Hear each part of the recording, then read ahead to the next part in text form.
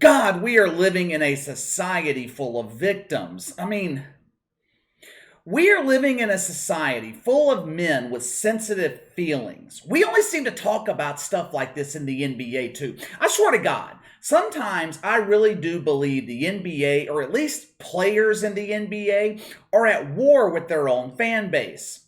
We are 3 weeks into the NBA playoffs, and so far, I think they've been phenomenal. Most watched first round since 2014. The casual NBA fan has come back. It's funny how that works. You get the woke bullshit out of the NBA. You get LeBron James as far out of the playoffs as you can. Casual NBA fans, they start watching again.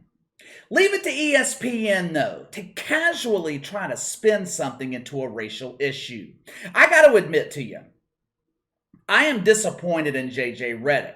It didn't take long for him to be at ESPN before the woke fungus infected him. In the past, I've compared ESPN to Washington, D.C. Young politicians, they'll go up to Washington with this idealized vision of changing the culture.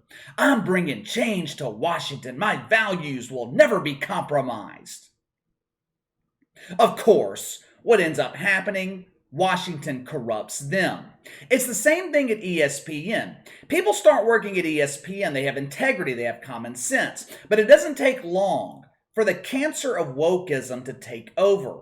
Now, I wouldn't say that JJ Redick has been diagnosed with stage 4 wokeism, but he is definitely in stage 1. Let me first start off by giving you the backstory. The Warriors and Grizzlies, they played game 2 last night. It's fucking excellent. It was a great game. Ja Morant, he played like the superstar that he is, reminding New Orleans they should have drafted him instead of fucking Zion Williamson. But about midway through the first quarter, Draymond Green's going for a loose ball. He takes an elbow to the face from Xavier Tillman. Watch for yourself. Draymond Green going for the loose ball here. He took an elbow from Tillman. Now, there was nothing to that, right? Players take elbows to the face all the time in the NBA, especially in the playoffs. Draymond Green, he required some stitches, but he was fine. Ended up returning later in the game, played 32 minutes. After he got elbowed, he was on the floor writhing in pain, and the Finns in Memphis started booing. Now, you got to remember, Draymond Green has a reputation for theatrics. He has a reputation for being a shit starter. You could clearly see on the replay, this was not a serious injury. This is the fucking playoffs. Fans are going to boo the opposing team. That's what fans do. The jeering from the crowd pissed Draymond Green off, got in his feelings. As he was walking back to the locker room, he flipped off the Memphis crowd. He didn't like the fact that they were booing him because he got a little bobo. I guess he felt they were being disrespectful. I could have been seriously injured. These people don't care about my well-being. Give me a fucking break. You took an elbow to the face in a playoff game. It's not like you were blindsided by Mike Tyson. You got a little cut, had to get a few stitches, big fucking deal.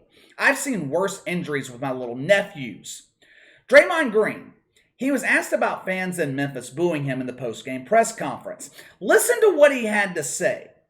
This really shows you the soft mentality of the modern NBA player. Roll the film.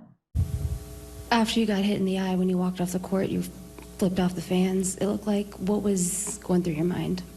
You're going to boo somebody who get elbowed in the eye and face running on blood, you should get flipped off. So I'll take the fine, I'll go do an appearance and make up the money. But it felt really good to flip them off. You're going to boo someone that get elbowed in the eye and blood running down your face? I could have had a concussion or anything. So if they're gonna be that nasty, I can be nasty too. And I'm assuming the cheers was because they know I'll get fined. Great, I make $25 million a year. I should be just fine. You know, this is the behavior, this is the reaction of a grown man with hurt feelings. When people are hurt, they lash out. There's that old saying, hurt people hurt people. Draymond Green was actually emotionally affected by fans booing him. I could have had a concussion. I was at risk of serious injury. This could have been career-ending. Dude, you got a fucking bobo. How many times in the NFL have you seen or heard fans cheer when someone gets laid the fuck out by a brutal hit? Do you ever hear NFL players whine and complain about it? That's not nice. I got hit and the fans cheered. They don't care about my health. Michael Jordan was poisoned by fans in Utah. They delivered a pizza to his hotel room the night before Game 5 of the NBA Finals. I think it was the 98 NBA Finals. They gave him food poisoning. Did you ever hear Michael Jordan complain about it? No. NBA players back then, they were tough. If that would have happened today, you would have had to rush them to the ER. They would have hired private investigators, then blasted the person on social media. Draymond Green's the luckiest player in the NBA. The reason I say that, if he had been drafted to Orlando, Detroit, or even somewhere like Memphis, Draymond Green would not be the star that he is today. He's a glorified role player who was lucky enough to be drafted to an eventual dynasty. Now, I'm not taking credit away from him. Draymond Green is a big part of what they built in Golden State. But if he were playing in Denver, if he wasn't playing with Steph Curry, Klay Thompson, Draymond Green would not be a star in the NBA. If he were playing for the fucking Knicks, he wouldn't be a star. But anyway, what happened last night in Memphis with the fans, Draymond Green? It was the topic of conversation on Woke Take this morning. Now, I've been talking about this for what? 5 or 6 minutes. I've called modern NBA players soft, but how many times have I mentioned race? How many times have I mentioned racial connotations or undertones? How many times have I mentioned anything other than what happened, other than basketball? None. Leave it to ESPN, and unfortunately in this case, leave it to JJ Redick to steer the conversation in a different direction. Chris Russo, he was criticizing Draymond Green this morning, mainly for his antics, flipping off the crowd. He was making the point that a large segment of NBA fans are sick of Draymond Green. Chris Russo said Draymond Green just needs to play basketball and stop with the bullshit. This triggered JJ Redick. Maybe he's been feeling left out at ESPN. Maybe JJ Redick wants his own seat on the woke train. I don't know. Watch for yourself. That has the same sort of connotations that the shut up and dribble crowd has towards athletes, and I have a real problem with that. And specifically with Draymond, the idea that America is tired of him. You do realize the guy has a very, very popular podcast that he hosts where he talks himself for a majority of the episode, and people listen to that. He signed a talent deal with Turner because people want to hear what Draymond has to say. The reason they want to hear what Draymond has to say is because just like in this press conference, he is real, authentic, and unfiltered. And as a player, he is real, authentic, and unfiltered. The edge that he carries himself with, he's talked about this since game one. Klay Thompson has talked about this since game one. It's what makes him great. It's what makes him a future Hall of Famer. It's the reason he is who he is. It's just like saying, hey, John Morant, stop dancing when your teammate's making a three.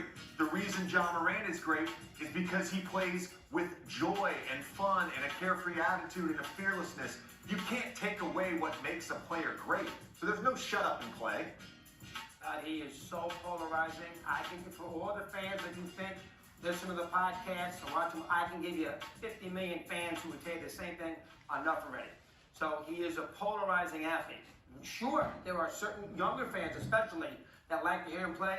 I'll give you a large segment of older fans who have followed the NBA for 60 years, this is not a political scenario or a race situation, who have followed Wilt and grew up as a Knicks fan, who loved Clyde and loved Reed and loved the Pearl. I disagree with you on that. I'm not saying it's a race situation. I'm saying that the fans you're talking about, they talk about athletes that way, like you just talked about an athlete. I think there's a lot. I think people on Fox News talk about athletes that way. Well, Fox News. That's my issue. I don't actually care about the fans that watch Bob Cousy play, or watch Wilt play. I don't care. I appreciate that they've been NBA fans that long, but I don't appreciate the undertone. Hold on. I have several inside sources at ESPN, and one of them contacted me today while I was at lunch. They informed me that after this segment, Stephen A. Smith welcomed JJ Redick into Club Woke with the official Woke Hug initiation. Since it was JJ Redick's first Woke Hug, Stephen A was only able to fit one finger. He also paid his application fees for Woke U and signed him up for Understanding Your White Privilege with Professor Bomani Jones. Look, what Chris Russo said was right. I could see why older NBA fans would be turned off by Draymond Green. Now, I don't know how him hosting a so-called popular podcast, I don't know what the fuck that has to do with anything. He has a popular podcast. Who fucking cares? There are many people with shows and podcasts that are disliked by most of the population. Hundreds of thousands of people watch Joy Reid every night. Does that make her popular? Bomani Jones has 500,000 Twitter followers. He couldn't be any more irrelevant.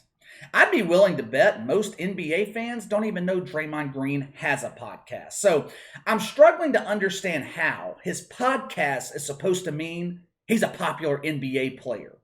But it's the connotation comment. It's the attempt to twist this into a racial issue where JJ Redick officially lost me.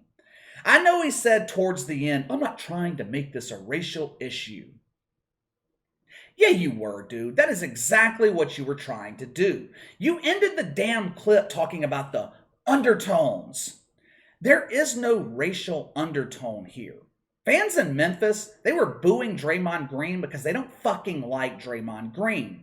His skin color could be green. They still aren't going to like him. You compare Chris Russo to Laura Ingraham and Fox News. How dare you tell an athlete to shut up and dribble? You know, modern athletes, I shouldn't say modern athletes because this issue only seems to be prevalent in the NBA. Modern NBA players, they want to be exempt from criticism. They want to be exempt from fan vitriol. They want to be able to speak their minds. They want to say what they want to say, but as soon as someone offers a dissenting voice, a dissenting opinion, as soon as the criticism comes their way, they want to play the victim role. Draymond Green can say whatever the hell he wants on his podcast. I don't think anyone cares. Hell, the vast majority of NBA fans aren't listening anyway.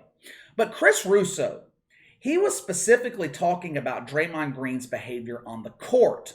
We saw this same thing with Kyrie Irving a couple of weeks ago, flipping off fans in Boston. It's just not a good look for the NBA when the players are at war with the fans. The NBA playoffs have been so good. It just sucks. ESPN's trying to ruin it with conversations like this. There's just no need for it. Now, of course, this segment on Woke Take this morning, it stoked the virgins on Twitter. Guess whose side they're taking? Come on, just take a wild guess whose side they're taking.